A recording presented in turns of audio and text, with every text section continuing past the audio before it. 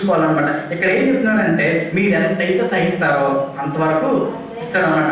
ఎందుకు సహించడం? ఎందుకంటే సహించడంలో మన వాల్యూ ఏంటో మనకి తెలుస్తుంది. ఇప్పుడు మన వాల్యూ ఏంటో మనకు తెలియడమే కాకుండా మన వాల్యూ ఏంటో పక్క వాళ్ళకి కూడా తెలుస్తుంది. ఇప్పుడు అబ్రహాం ఉన్నాడంటే అబ్రహాంని దేవుడు శోధించాల్సిన పనే ఉంది. తెలుసు కదా విశ్వాసంలో వీరుడే, విశ్వాసం ఉంచాడని. ఎందుకు మరి శోధించాడు? కుమారుని ఇచ్చేసాయని.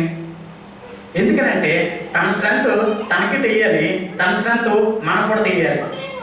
శోధన మనకు వచ్చిందని అంటే మన శక్తి మనకి తెలుస్తుంది, మన శక్తి మన చుట్టూ ఉన్న సహవాసానికి కూడా తెలుస్తుంది. ఇప్పుడు ఆ అబ్రహాం చూసి టెస్ట్ చేయకుండా నువ్వు విశ్వాసం తండ్రి అంటే మనకు కోపం వస్తుంది.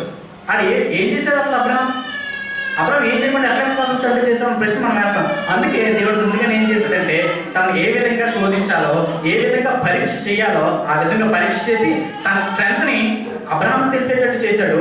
అదే తన శక్తిని మనందరికీ కూడా తెలిసేటట్టు చేశాడు. సో టెస్ట్ వల్ల లాభాలు ఉన్నాయా, నష్టాలు ఉన్నాయా? ఇప్పుడు శోధన రావడం వల్ల మన నష్టం ఉందా, లాభం ఉందా? సరే, మీరు ఎంతమందికి శోధనలు కావాలి? మరి పరీక్షలు ఎంతమందికి కావాలి? స్టూడెంట్కి సడన్గా స్లిప్ టెస్ట్ పెట్టారనుకోండి, వాడు ఎక్స్ప్రెషన్ చూడండి. సార్ మీరు ముందు చెప్పలేదు సార్, సడన్ టెస్ట్లు పెడితే సార్ ముందు చెప్పలేదు మేడం, ఇట్లా 2 months మేడం అని ఓ గంట సేపు ఆరాయిస్తారు అనమాట అక్కడ, అంతేనా?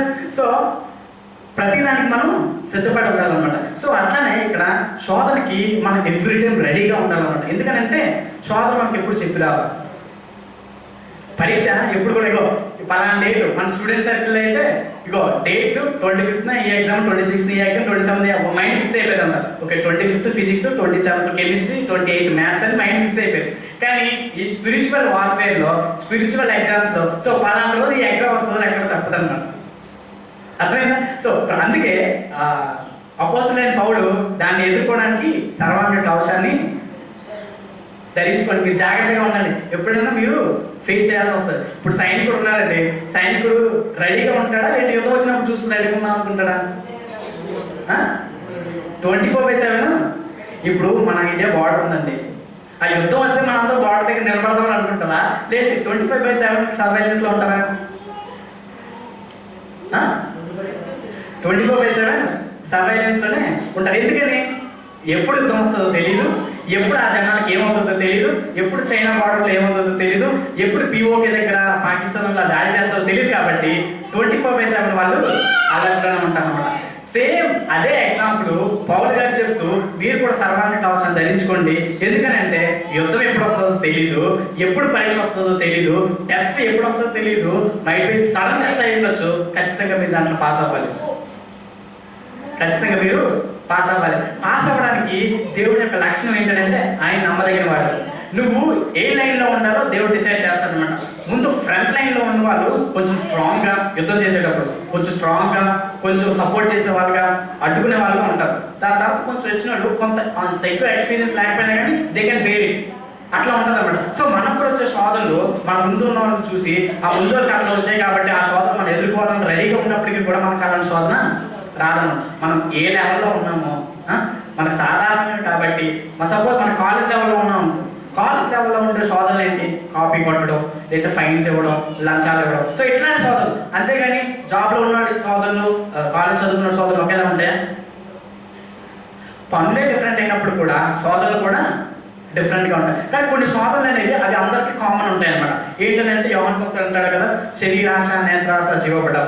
ఈ 3 కేటగిరీస్లో 3 లెవెల్స్ ఉంటాయి. అంటే ఆ 3 కేటగిరీస్లో ఏదో ఒక లెవెల్ వాళ్ళకి తగ్గట్టుగా ఉంటుంది అనమాట.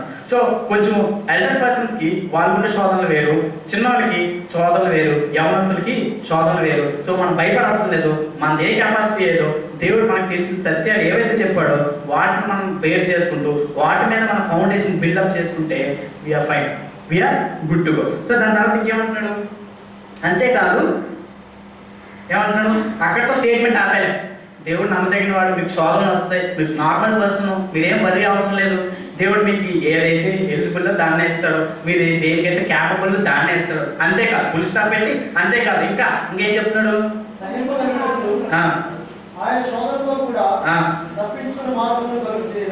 చూసారా ఇక్కడ లింక్ చూసారా? ఇస్తాడు ఆయనే.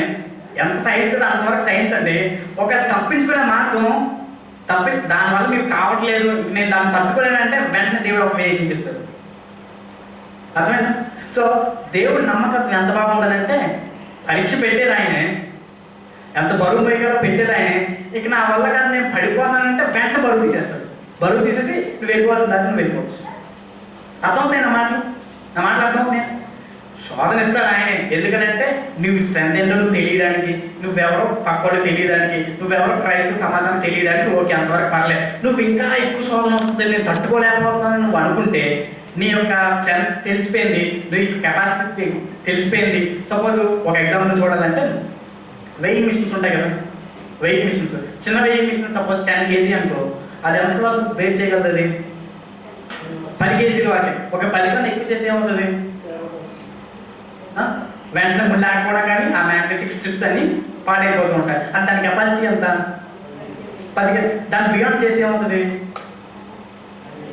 హ్యాంగ్ అయిపోవడం జరుగుతుంది. అంటే మన ఫోన్స్ ఉన్నాయండి, దీని ర్యామ్ 6 GB ర్యామ్ అనుకో, మనం ఎక్కువ గేమ్స్ ఎక్కువ ఇన్స్టాల్ చేసి ర్యామ్ ఎక్కువ ఇన్స్టాల్ చేసి ఇంకేమవుతుంది? ఫోన్ హ్యాంగ్ అయిపోయింది, అంతేనా? సో మామూలుగా మన డివైసెస్నే మనం కంట్రోల్లో పెట్టుకోవాలి. సో ఇంత MB ఇంత GB వాడాలి, ఇంత MB పెట్టుకోవాలి అని మనమే అనుకుంటే, దీని కెపాసిటీ 6 MB కాబట్టి 6 GB కాబట్టి అంతవరకే మనం దానికే ఆన్ పెట్టుకుంటే మన కెపాసిటీ దేవుడు తెలిసినోడు, అంతేనా? మన కెపాసిటీ దేవుడు తెలియదా? మన కెపాసిటీ దేవుడు తెలిసినాడు. ఎంత కెపాసిటీ వల్ల ఆయనకు మాత్రం బాగా తెలుసు. ఎక్కువైపోతే వెంటనే తీసేసి దాన్ని వేరే దానికి ఆల్టర్నేటివ్, దాన్ని తప్పించుకునే మార్గం కూడా ఇస్తాడు అన్నమాట. ఇక్కడ ఏం చెప్తాడనంటే మార్గాన్ని కూడా నేను పూర్తిగా మీకు ఇస్తాను అనుకున్నాను. శోధన పడిపోయామంటే, శోధనకి లొంగిపోతామంటే అది మన అసాధ్యమవుతుంది. ఎందుకనంటే ఆల్రెడీ ఒక వే చూపించాడు. ఆ వే నువ్వు వెళ్ళిపోరా బాబు, ఆ శోధనను తప్పించుకుంటావని. మీరు బాగా గమనించారో లేదో, మీరు శోధన తప్పించుకుందామని ప్రతిసారి మీకు ఒక వే కనబడుతూనే ఉంటుంది. మనం బ్లాక్ అయిపోయినట్టు కనిపించేటప్పుడు ఈ పని చేస్తే ఖచ్చితంగా దీని నుంచి నేను తప్పించుకోవచ్చు అని అనుకోవచ్చు. ఒక సింపుల్ ఎగ్జాంపుల్ చెప్తాను. మన ఫోన్ అనుకో, ఒకవేళ మనం ఫోన్ పట్టుకున్నాం 5 నిమిషాల్లో బయటకు వచ్చేస్తామని అనుకుంటాం. 50 నిమిషాలు అయిపోయింది, 2 గంటలు అయిపోయింది, 3 గంటలు అయిపోయింది. ఛాన్స్ ఉందా లేదా మన దగ్గర? 5 నిమిషాల తర్వాత బయటకు వచ్చే కెపాసిటీ మనకు ఉందా లేదా? కానీ మనం దాన్ని యూజ్ చేసుకోవట్లేదు.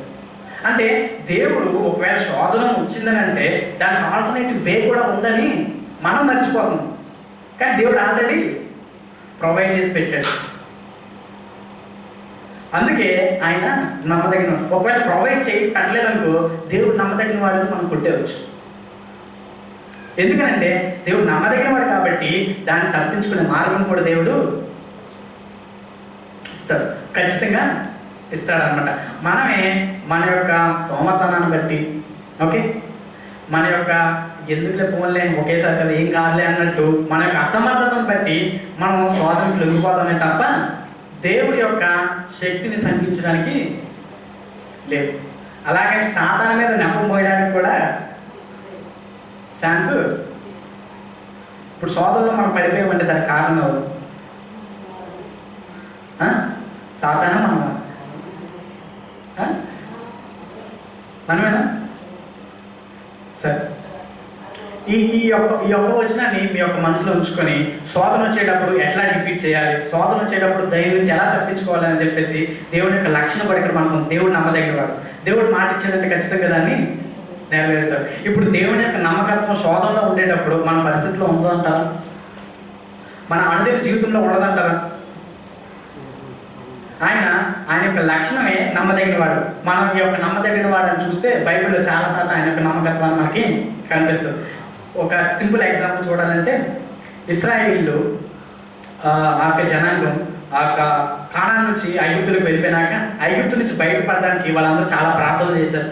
దేవుడి నమ్మకత్వాన్ని బట్టి వాళ్ళ యొక్క ప్రార్థనలు బట్టి వాళ్ళని విడిపిస్తూ వచ్చాడు. అదొక సిచ్యువేషన్ చూసినట్లయితే 70 ఏళ్ళు వాళ్ళు ఒక వేరే రాజు కింద వాళ్ళు వెళ్ళిపోయినాక వాళ్ళు ప్రార్థన చేయడాన్ని బట్టి కేవలం దేవుని యొక్క నమ్మకత్వాన్ని బట్టి వాళ్ళు మరలా కానాన్ దేశానికి వస్తారు. ఇలాంటి స్టోరీస్, ఇలాంటి రిడెంప్షన్ స్టోరీస్ మన బైబిల్లో మనకి చాలా ఉంటాయి. సో చాలా మంది దేవుని యొక్క నమ్మకత్వాన్ని బట్టే వారి యొక్క జీవితాలను కట్టుకుంటూ వచ్చారు. చాలా మంది భక్తుల జీవితాలు కూడా ఆయన యొక్క నమ్మకత్వం మీదే కట్టుకుంటూ వచ్చారన్నమాట. సో ఈ విషయం మనకి ఎప్పుడైతే అర్థమవుతుందో, ఆయన యొక్క నమ్మదగిన వాడని అర్థమవుతుందో, అప్పటి నుంచి మన శోధనల నుంచి పడకుండా ఖచ్చితంగా దేవుడు కాపాడుతాడు. దేవుడు తన యొక్క శిష్యులకి నేర్పించేటప్పుడు పరలోక ప్రార్థన ఏమని నేర్పిస్తాడు లాస్ట్లో?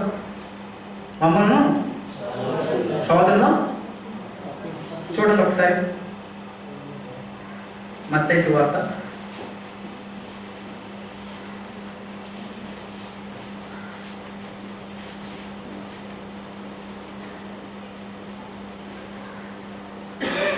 'లార్డ్స్ ప్రేయర్' చెప్తాను. శోధనలో లేక దుష్టుని నుండి మమ్మను తప్పించుము అంటే ఇట్స్ అండ్ ప్రేయర్. అది మనం చేయాల్సిన ప్రార్థన అనమాట. దేవా, శోధన వస్తుంది, శోధన తడుకునే శక్తి దాన్ని తప్పించుకునే మార్గం కూడా నువ్వు ఇస్తానన్నావు కదా, నాకు హెల్ప్ చేయి. మనం చేయాల్సిన పని ఏంటంటే ఆ మార్గాన్ని కనుక్కొని ఆ మార్గం కూడా మనం వెళ్ళిపోవాలి. శోధన వచ్చిందని అంటే అది సాధారణంగా మొట్టమొదటి మనకు అర్థం కావాలి. ఆ సాధారణంతో పాటు దేవుడు మనతో పాటు ఉంటాడని అర్థం కావాలి. దేవుడు నమ్మదగిన వాడని అర్థం కావాలి. ఆ శోధనతో తప్పించుకునే మార్గం కూడా దేవుడు ఇస్తాడని మనకి అర్థం కావాలి. ఆ మార్గాన్ని కానీ మనం కనిపెట్టినట్లయితే, ఆ మార్గంలో మనం వెళ్ళిపోయినట్లయితే మన శోధనని జయించినట్లే. యేసుక్రీస్తు ప్రభువారు కూడా తన జీవితంలో శోధన ఎదురయ్యేటప్పుడు వాక్యం ద్వారా తను ఎదురిస్తూ వచ్చాడు. అదేవిధంగా తన జీవితం ద్వారా కూడా దాన్ని ఎదురిస్తూ వచ్చాడు. మనకి ఆ మార్గాన్ని మనకి తెలిసేటట్టు చేసేది ఏంటంటే దేవుని యొక్క వాక్యమే. దేవుని యొక్క వాక్యాన్ని మనం ఎక్కువగా పఠించినట్లయితే శోధనను తప్పించుకునే మార్గం మనకు క్లియర్గా అక్కడ ఉంటుంది. మనకు కనబడదు. ఎప్పుడైతే దేవుని వాక్యం చేత మనం నడిపింపబడతామో ఆ ద్వారం మనకు కనబడుతుంది. ఆ ద్వారం నుంచి మనం తప్పించుకునే మార్గం మనం ఫ్రీగా మనం వెళ్ళిపోతాం అనమాట. సో నా జీవితంలో కూడా దేవుడు అనేక క్రియలు చేస్తూ వచ్చాడనమాట. నేను నా యొక్క 8th క్లాస్ అయిపోయింది. 8th క్లాస్ అయిపోయినాక మా స్కూల్ తరఫు వాళ్ళు ఏం చేశారంటే, ఆ స్కూలు మామూలు క్రిస్టియన్ స్కూల్ అది. సో క్రిస్టియన్ స్కూల్ అయితే వాళ్ళు క్రిస్టియన్ ప్రిన్సిపల్ అయిన వాళ్ళ బాబు ఒక క్యాంప్కి వెళ్ళాలన్నమాట. అంటే ఒక క్యాంప్స్ ఉంటాయి, అంటే FMPB అని, ఫ్రెంచ్ మిషనరీ ప్రేయర్ బ్యాండ్ అని, వాళ్ళు క్యాంప్స్ కండక్ట్ చేస్తూ ఉంటారు. అంటే మెయిన్గా యూత్కి సువార్తను ప్రకటించడానికి వాళ్ళు కండక్ట్ చేస్తూ ఉంటారు. సో అదే టైంలో నేను నా 8th క్లాస్ కంప్లీట్ అయిపోయింది. 9th సమ్మర్ హాలిడేస్లో ఉన్నా. సో వాళ్ళ అబ్బాయి వెళ్ళకపోవడంచే నేను క్రిస్టియన్ అని తెలిసి ఏం చేశారంటే నన్ను ఆ క్యాంప్కి పంపించారు. ఆ క్యాంప్కి పంపించేటప్పటికి అది చెన్నైలో జరిగింది. అది ప్యూర్లీ అది ఇంగ్లీష్లో జరిగింది. సో అంతవరకు నాకు ఏదో కొంత జ్ఞానం బట్టి నాకు అంత అర్థమైంది అనమాట. సో అప్పుడు నాకు అర్థమైంది, అది మే 23, 2008. ఆ టైంలో నాకు అర్థమైన విషయం ఏంటంటే, యేసుక్రీస్తు నా కోసం వచ్చాడు, నా కోసం చనిపోయాడు. నేను క్రిస్టియన్ కుటుంబంలోనే పెరిగాను, క్రిస్టియన్ కుటుంబంలో ఉంటున్నాను. అప్పటికి మేము చర్చ్లో ఉంటున్నాము, ఎల్షదాయ్ అని శ్రీకాకుళంలో. సో మా నాన్నగారు అక్కడ పరిచయం చూసుకునేవాడు. సో ఆ టైంలో నేను అక్కడికి వెళ్ళేటప్పటికి నాకు బైబిల్ కోసం మాకు తెలుసు. అంటే బైబిల్ అంటే సండే స్కూల్ టీచర్స్లో దీంట్లో అన్నింటిలో బాగా పాల్గొనేవాడిని. ఎందుకంటే నాకు బైబిల్ బాగా తెలుసు కాబట్టి నేను ఖచ్చితంగా పరలోకానికి వెళ్ళిపోతానే, నాకు సంబంధం లేదు. ఎందుకంటే వీళ్ళందరూ కొత్తగా తెలుసుకుంటారు, వీళ్ళకి ఏం తెలియదు, నాకు తెలుసులే అంతా అన్నట్టు అట్లా ఉండేవాడు అనమాట. సో దాని తర్వాత అక్కడికి వెళ్ళినాక దేవుడు అక్కడ నాతో స్పష్టంగా మాట్లాడుతూ వచ్చాడు అనమాట. ఇప్పుడు నువ్వు కానీ చనిపోతే నువ్వు ఎక్కడికి వెళ్తావు? నీ యొక్క జ్ఞానం నేను రక్షించలేదు, నీ యొక్క తెలివితేటలు నేను రక్షించు, కానీ నేనే మార్గం సత్యం చేయమని ఎప్పుడైతే దేవుడు నాతో మాట్లాడుతూ వచ్చాడో అప్పుడు నా హృదయాన్ని దేవుడికి ఇవ్వడం నేను మొదలుపెట్టాను. అప్పుడు నేను దేవుడిని సొంత రక్షకుడిగా నేను అంగీకరించాను అనమాట. సో 9th క్లాస్ స్టార్ట్ అవుతుంది, 9th క్లాస్కి వచ్చేసాను. అప్పుడు నాకు కొంత జ్ఞానం ఉంది కానీ సో దాన్ని ఎట్లా యూజ్ చేయాలో నాకు తెలియదు. అంటే బైబిల్ వర్సెస్ అంటే ఇదో తెలుసు కానీ సో ప్రాక్టికల్గా దాన్ని ఎట్లా ఉపయోగించుకోవాలి, ప్రాక్టికల్గా నేను నా స్టూడెంట్స్కి నా స్టూడెంట్ అయితే నేను ఏ విధంగా మా ఫ్యాకల్టీస్కి చెప్పాలి, మా టీచర్స్కి చెప్పాలనుకున్నా. సో నాకు అంత అర్థం కాలేదు. సో ఒక ఎట్లా చూసేవారంటే ఏదో పెద్ద భక్తుడు రా అన్నట్టు చూసేవారు, నాకు నచ్చలేదు. అదేంటి నేను కూడా ఇలాంటి వ్యక్తినే కదా, నన్ను భక్తుడిగా వేరేగా చూడటం నచ్చట్లేదు అని చెప్పేసి సో అప్పుడు నేను వాక్యం చదివేటప్పుడు నాకు అర్థమైంది ఏంటంటే, మీ యొక్క భక్తి అందరినీ సెపరేట్ చేసేదిగా ఉండకూడదు, అందరినీ దేవుని దగ్గర తీసుకొచ్చేదిగా ఉండాలి అనేది నాకు అర్థమైంది. సో అప్పటి నుంచి నేను ఏం చేశానంటే, నాకు 10th క్లాస్ అప్పటికే అయిపోయింది. 10th క్లాస్ అయిపోయినాక ఇంటర్మీడియట్ కాలేజ్లో జాయిన్ అయ్యాను. ఇంటర్మీడియట్ కాలేజ్లో జాయిన్ అయినాక వాళ్ళ లైఫ్ నా లైఫ్ చూస్తే మా ఫ్రెండ్స్కే అర్థం కాలేదన్నమాట. అరే మేము నీతో పాటే ఉంటున్నాము, నీ లైఫ్ ఏదో కొంచెం తేడాగా ఉంది, నువ్వు ఎగ్జామ్స్ పెడుతుంటే నువ్వు చూసి రాయట్లేదు, నువ్వు కాపీ కొట్టట్లేదు, ఫ్యాకల్టీస్ని గౌరవిస్తున్నావు, ఫ్యాకల్టీస్ కూడా నేను గౌరవిస్తున్నావు, ఏంట్రా నీ స్పెషాలిటీ అని అడిగారు. సో అట్లా నేను అప్పుడేం చెప్పలేదు, ఎందుకంటే అప్పుడే యేసుప్రభు కోసం చెప్తే వాళ్ళ దగ్గర ఒక వ్యతిరేక భావం వస్తుందని చెప్పేసి అరే వీటంతటి కారణం నాలో జరిగిన కన్వర్షన్ రా అని కొంచెం రౌండ్ వేలోనే చెప్పాను అనమాట. అదేంటరా మారిపోతారా అని అంటే అరే మారడం కాదురా, మతం మారడం కాదు, ఇదేం కాదు, మనసు మారాలరా అన్న. అరే మాకేం అర్థం కాలేదురా అని అంటే ఒకసారి క్రిస్మస్ అయితే మా ఫ్రెండ్స్ని కొంతమంది చర్చ్కి తీసుకొచ్చాను.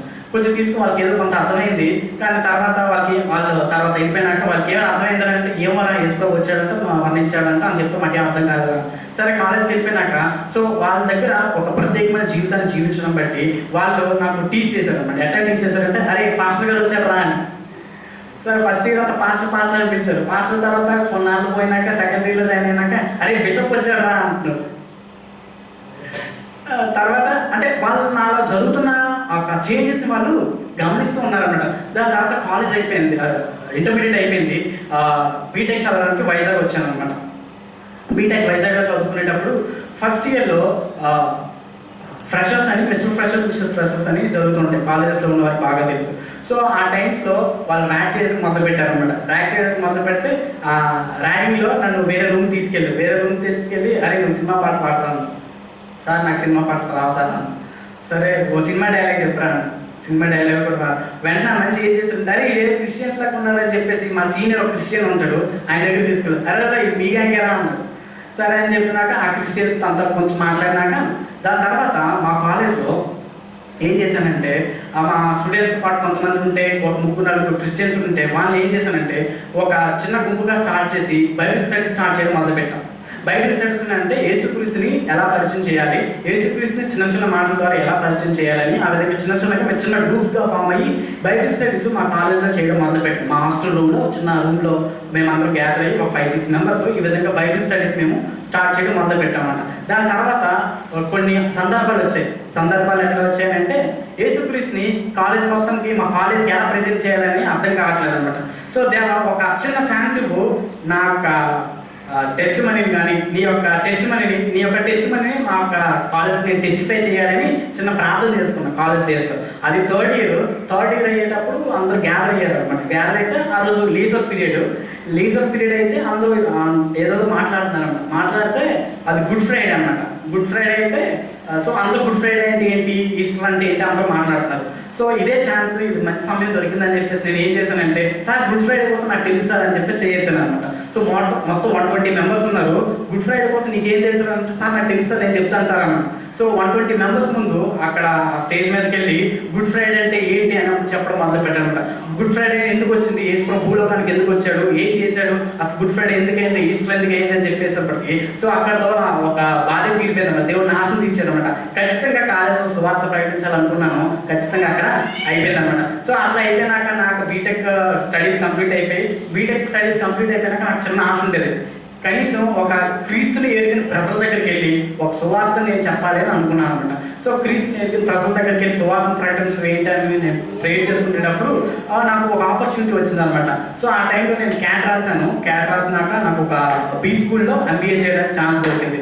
సో అది రాజస్థాన్లో ఛాన్స్ దొరికింది. సో రాజస్థాన్ వెళ్ళడానికి నేను సిద్ధపడిపోయాను అనమాట. ఎందుకంటే నా ఒక్క ముఖ్య ఉద్దేశం ఏంటంటే యేసుప్రభుని ఎరిగిన ప్రజల దగ్గరికి వెళ్ళి యేసుప్రభుని కోసం పరిచయం చేయాలి. ఆ ఒక చిన్న ఉద్దేశం అలా ఉండిపోయింది అనమాట.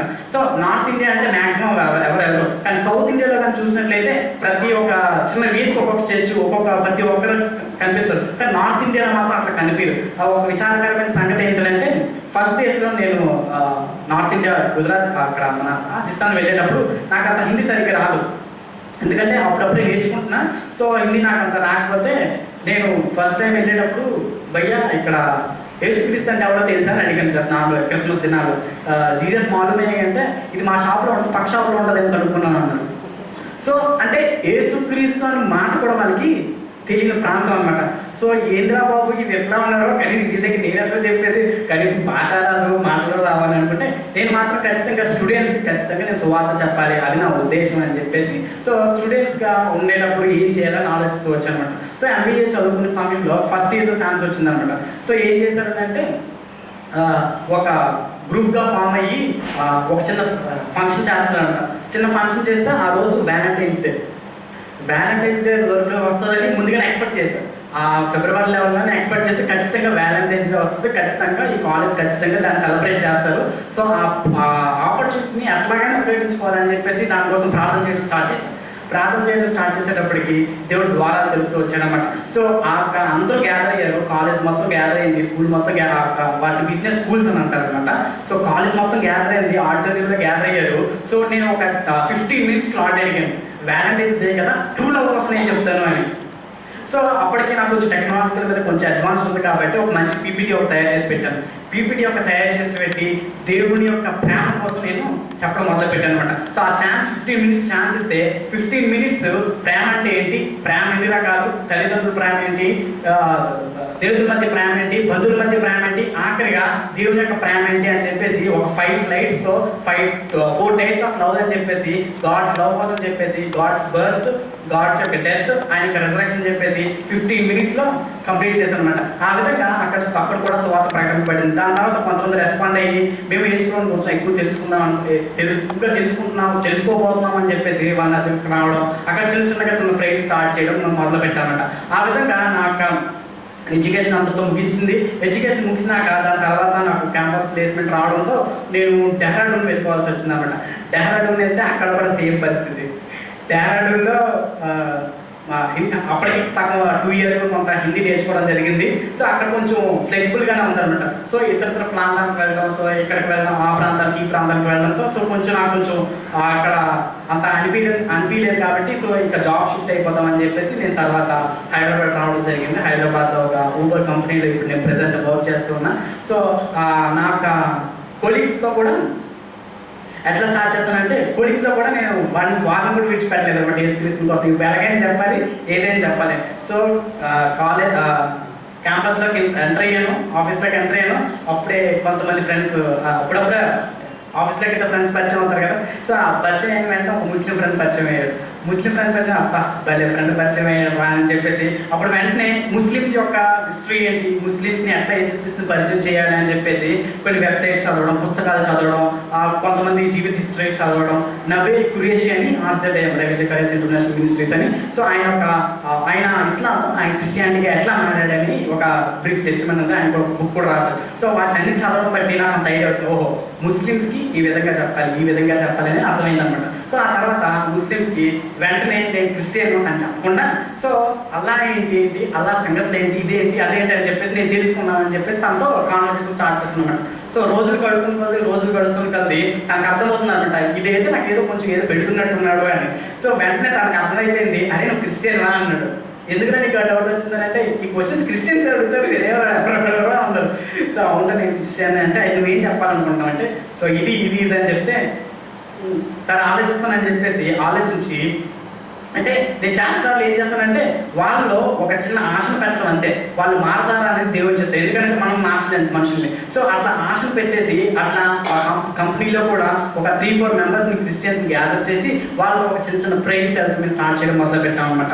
సో అట్లా ఆ విధంగా ప్రేయర్ సెల్స్ని స్టార్ట్ చేయడం జరిగింది. ఒక 3-4 మెంబర్స్ క్రిస్టియన్స్, నామినల్ క్రిస్టియన్స్ అయినప్పటికీ కూడా వాళ్ళని కొంచెం దేవుని వాక్యంతో చెప్పడం. సో ఇట్లా నాకు క్యాంపస్లో కూడా, నాకు ఆఫీస్లో కూడా చిన్న ప్రేయర్ సెల్స్ని నేను నడిపిస్తాను.